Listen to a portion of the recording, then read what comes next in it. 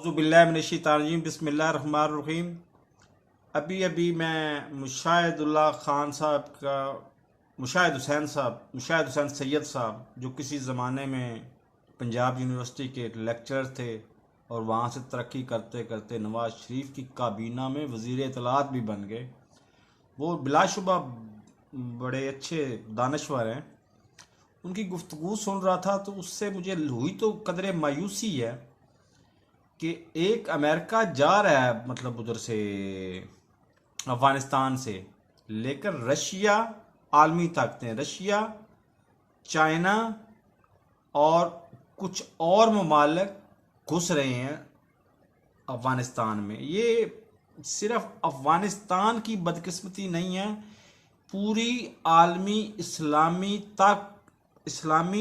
مطلب ممالک کی بدقسمتی ہے کہ وہ کسی نہ کسی غیر ملکی طاقت کے محتاج رہتے ہی ہیں۔ محتاج رہتے کیوں ہیں؟ اپنے کرتوتوں کی وجہ سے۔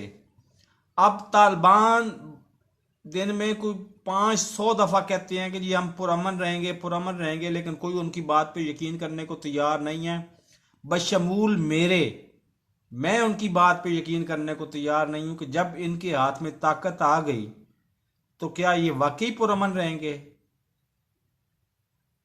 یہ ایک بہت بڑا سوالیہ نشان ہے۔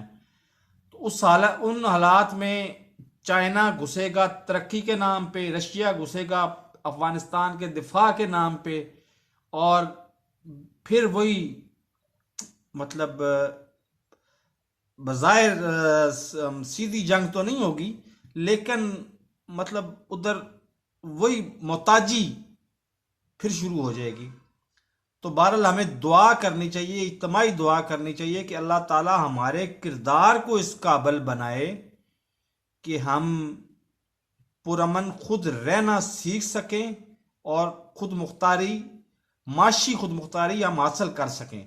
افغانستان میں بھی معدنیات کی کوئی کمی نہیں ہے، اور پاکستان تو اللہ تعالیٰ کا مطلب ایک بہترین نعمت اور خزانہ ہے، لیکن ہم نے اپنے ہاتھوں سے ہی اپنے خزانے کو تباہ کیا ہوا ہے۔ تو ہمیں اپنے کردار کا، ہم ہوں یا افغانی ہوں یا طالبان ہوں،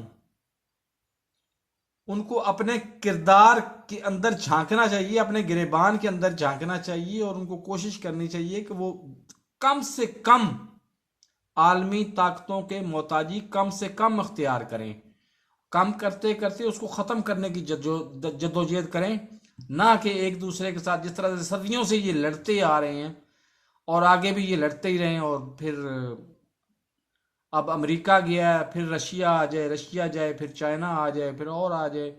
یہ سلسلہ اب بند ہونا چاہیے۔ خواہش تو ہماری یہی ہے، لیکن خواہش کو خبر نہیں بنایا جا سکتا۔ فی الحال جو کچھ مشاہد حسین سید صاحب نے کہا ہے وہ میں نے آپ کو گوش گزار کر دیا، اور وہ باتیں اتنی اس قابل ہیں کہ میں آپ کو بتاؤں وہ باتیں۔ تو اگر میرے چینل کو سبسکرائب نہیں کیا تو ساتھ لگے بیل آئیکن کو دبا کے ریڈ بٹن کو پش کر کے چینل کو سبسکرائب کریں، ساتھ لگے بیل آئیکن کو دبا کے آل نوٹیفیکیشن کو آن کر دیں، تاکہ میری ہر نئی آنے والی ویڈیو کو نوٹیفیکیشن آپ کو بر وقت مل سکے۔ اللہ حافظ۔